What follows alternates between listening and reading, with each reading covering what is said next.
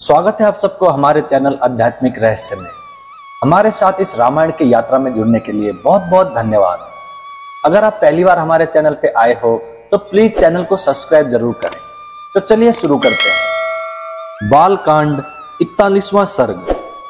सगर की आज्ञा से अंशुमान का रसातल में जाकर घोड़े को ले आना और अपने चाचाओं के निधन का समाचार सुनाना। रघुनंदन, पुत्रों को गए बहुत दिन हो गए। ऐसा जानकर राजा सगर ने अपने पौत्र अंशुमान से, जो अपने तेज से देदीप्यमान हो रहा था, इस प्रकार कहा। वत्स, तुम सूरवीर, विद्वान तथा अपने पूर्वजों के तुल्य तेजस्वी हो। तुम भी अपने चाचाओं के पथ का अनुसरण करो और उस चोर का पत्ता लगाओ जिसने मेरे यज्ञ संबंधी अश्व का अपहरण कर लिया है। देखो, पृथ्वी के भीतर बड़े बड़े बलवान जीव रहते हैं, अतः उनसे टक्कर लेने के लिए तुम तलवार और धनुष भी लेते जाओ। जो वंदनीय पुरुष हों उन्हें प्रणाम करना, और जो तुम्हारे मार्ग में विघ्न डालने वाले हों उनको मार डालना। ऐसा करते हुए सफल मनोरथ होकर लौटो और मेरे इस यज्ञ को पूर्ण कराओ। महात्मा सगर के ऐसा कहने पर शीघ्रता पूर्वक पराक्रम कर दिखाने वाले वीरवर अंशुमान धनुष और तलवार लेकर चल दिए। नरश्रेष्ठ, उसके महामनस्वी चाचाओं ने पृथ्वी के भीतर जो मार्ग बना दिया था, उसी पर वो राजा सगर से प्रेरित होकर गया। वहां उस महातेजस्वी वीर ने एक दिग्गज को देखा, जिसकी देवता, दानव, राक्षस, पिशाच, पक्षी और नाग सभी पूजा कर रहे थे। उसकी परिक्रमा करके कुशल मंगल पूछकर अंशुमान ने उस दिग्गज से अपने चाचाओं का समाचार तथा अश्व चुराने वाले का पता पूछा। उसका प्रश्न सुनकर परम बुद्धिमान दिग्गज ने इस प्रकार उत्तर दिया। असमंज कुमार, तुम अपना कार्य सिद्ध करके घोड़े सहित शीघ्र लौट आओगे।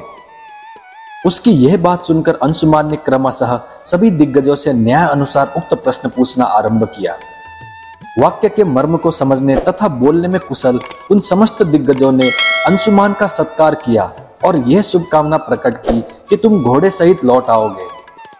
उनका यह आशीर्वाद सुनकर अंशुमान शीघ्रता पूर्वक पैर बढ़ाता हुआ उस स्थान पर जा पहुंचा जहां उसके चाचा सगर पुत्र राख के ढेर हुए पड़े थे। उनके वध से असमंज पुत्र अंशुमान को बड़ा दुख हुआ। वो शोक के बसीभूत हो अत्यंत आर्द्र भाव से फूट फूट कर रोने लगा। दुख शोक में डूबे हुए पुरुष सिंह अंशुमान ने अपने यज्ञ संबंधी अश्व को भी वहां पास ही चरते देखा। महातेजस्वी अंशुमान ने उन राजकुमारों को जलांजलि देने के लिए जल की इच्छा की, किंतु वहां कहीं भी कोई जलाशय नहीं दिखाई दिया। श्री राम, तब उसने दूर तक की वस्तुओं को देखने में समर्थ अपनी दृष्टि को फैलाकर देखा। उस समय उसे वायु के समान वेगशाली पक्षीराज गरुड़ दिखाई दिए, जो उसके चाचाओं सगर पुत्रों के मामा थे। महाबली बिंतानंदन गरुड़ ने अंशुमान से कहा, पुरुष सिंह, शोक न करो। इन राजकुमारों का वध संपूर्ण जगत के मंगल के लिए हुआ है।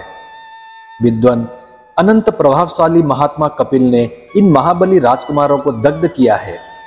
इनके लिए तुम्हें लौकिक जल की अंजलि देना उचित नहीं है। नरश्रेष्ठ, महाबाहो, हिमवान की जो ज्येष्ठ पुत्री गंगा जी हैं, उन्हीं के जल से अपने इन चाचाओं का तर्पण करो। जिस समय लोक पावन की गंगा राख के ढेर होकर गिरे हुए उन 60,000 राजकुमारों को अपने जल से आप्लावित करेंगी, उसी समय उन सबको स्वर्गलोक में पहुंचा देंगी। लोक कमनीय गंगा के जल से भीगी हुई ये भस्म राशि इन सबको स्वर्गलोक में भेज देगी। महाभाग, पुरुष प्रवर, वीर, अब तुम घोड़ा लेकर जाओ और अपने पितामह का यज्ञ पूर्ण करो। गरुड़ की यह बात सुनकर अत्यंत पराक्रमी महातपस्वी अंशुमान घोड़ा लेकर तुरंत लौट आया। रघुनंदन, यज्ञ में दीक्षित हुए राजा के पास आकर उसने सारा समाचार निवेदन किया और गरुड़ की बताई हुई बात भी कहे सुनाई। अंशुमान के मुख से यह भयंकर समाचार सुनकर राजा सगर ने कल्पोक्त नियम के अनुसार अपना यज्ञ विधिवत पूर्ण किया। यज्ञ समाप्त करके पृथ्वीपति महाराज सगर अपनी राजधानी को लौट आए। वहां आने पर उन्होंने गंगा जी को ले आने के विषय में बहुत विचार किया, किंतु वे किसी निश्चय पर न पहुंच सके। दीर्घकाल तक विचार करने पर भी उन्हें कोई निश्चित उपाय नहीं सूझा और 30,000 वर्षों तक राज्य करके वे स्वर्गलोक को चले गए। इस प्रकार श्री वाल्मीकि निर्मित आर्ष रामायण आदि काव्य के बालकांड में 41वां सर्ग पूरा हुआ। मैं उम्मीद करता हूं श्री राम जी आपकी सारी मनोकामनाएं पूरी करें। जय श्री राम, जय हनुमान। अब मिलते हैं अगली वीडियो में।